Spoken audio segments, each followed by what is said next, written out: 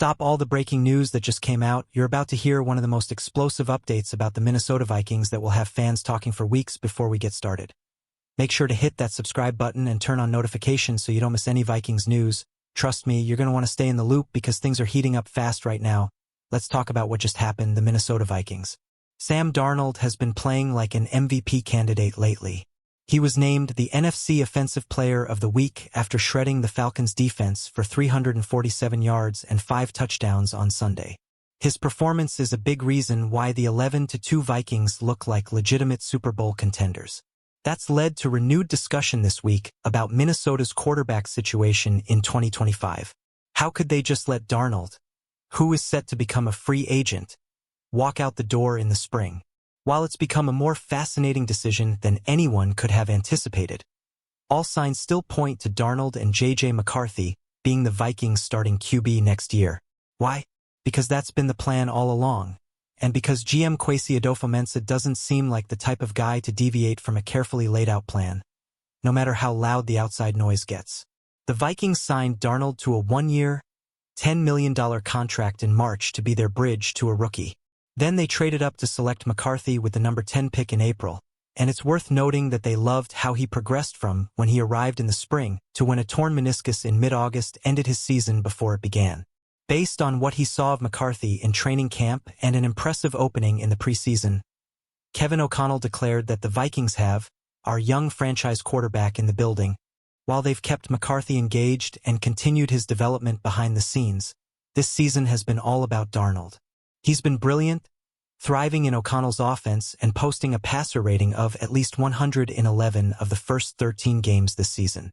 And yet, it remains likely that this will be his only season in a Vikings uniform. The plan has always been for the Vikings to help Darnold play as well as he can, then thank him for his efforts and wish him well on a multi-year deal with another team. He's played so well that his price tag could be rising to $35 to $40 million per season. Minnesota probably won't be the team to foot that bill. I think we all know Sam is going to be a sought-after guy, wherever he ends up, offensive coordinator Wes Phillips said Tuesday. Whatever his future holds, I know all of us in this building are going to be happy for him. No matter where that ends up, as good as Darnold has been, it would be quite surprising if the Vikings scrapped that plan and committed to him long-term. They have been operating, from a roster-building perspective, under the assumption that they will have the advantage of a rookie quarterback contract going forward. McCarthy having cap hits of between $5 to $7 million over the next 3 years gives the Vikings all sorts of flexibility. They have Justin Jefferson, Christian Darrisaw, Jonathan Greenid, Brian O'Neill, and T.J. Hawkinson signed to big-ticket multi-year deals.